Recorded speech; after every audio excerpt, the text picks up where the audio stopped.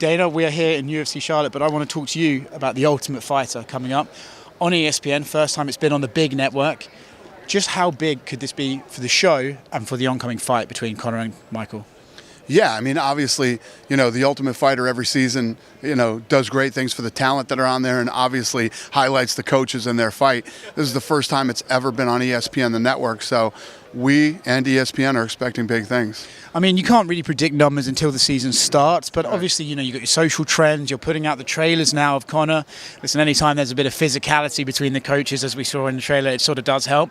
But what are you expecting numbers-wise? Are you expecting this to be one of the biggest things you guys have done in recent history? I have no expectations going into it. I don't ever think like that. I just do what we do, and, the thing, obviously, it's going to pull a lot of eyeballs. It's going to do well. So we're excited about it, but I don't really have a number in my head that I'm thinking, it's got to pull this number or whatever. When you guys started, obviously you go around talking to different fighters, different matchups that might make sense. When did it become apparent that Conor might be interested in doing The Ultimate Fighter? And when he was that just a no-brainer, like, hey, this guy plus ESPN, big ratings? Well, we were looking at like 2 or 3 different options for coaches, and it's everything. I mean, even when we talk about fights, it's all about timing and what's going on. And this actually ended up, we brought up Conor and reached out to him, and the timing ended up being perfect, and here we are. And Chandler, all the stuff that had just gone down with Chandler called him out, and obviously when you think about that fight stylistically, it's an awesome fight. Yeah. I mean, it's a banger fight. The two of them, as well as personalities, it's kind of funny, right? There's a contrast. You've got Conor, who's like, does what he wants every now and again. You've got Michael, who's like the perfect company guy. Like, I'm sure it made for interesting and experience to work with both of them. But as far as what you've seen in between the two of them and how they interacted, what was it like during filming? Yeah, it was good. It was smooth. It was, while they're going to fight each other and there's this tension, there's also was a level of respect between those two, which makes filming a lot easier. Yeah. I mean, there was a level of respect, and I think there is again, but I remember there was one day in particular on set that got a little bit hairy. I know that Conor wasn't very happy, and the two of them got into some incidents.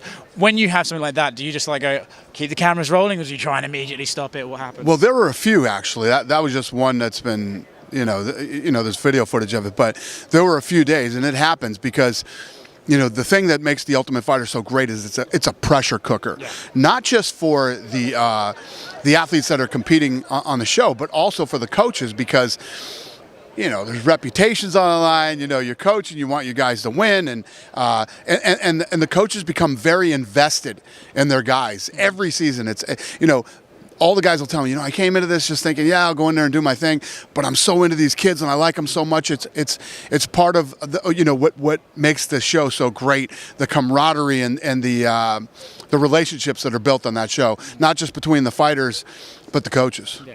The business is booming right now, but when you look at what this fight could do on pay-per-view, right? It's going to be a banger fight. Everyone knows that. But then you have the filming of ESPN highlighting the journey towards it. Then you've got Conor's own documentary coming out around the same time about his journey back from the injury. How big do you think this fight could eventually look? Yeah, I mean, take all the other things off the table. You know what I mean? Chandler versus Mcgregor is just stylistically such a fun fight. The fight sells itself, and then all the added, additional ways to get invested into the fight. It's an absolute no-brainer. Yeah. Do we have a date in mind for yet when we could potentially see the fight happening? I don't have a date, but I'm obviously shooting for the end of this year. Just give us an insight into when you see the fight itself, right? Both of them have made no secret, like, hey, it's probably 5 minutes of chaos and then one of us is going down. Do you see it like that, or do you think Conor's going to come back different since the injury? Is Michael going to try and fight smart for a change with the wrestling? How do you see the fight playing out? Everything that you just said is what makes this fight so fun. When you're going into a fight like this, it's all the questions, you have these fights where you're like, I know this guy's going to come in and walk right over this guy, so that's not fun.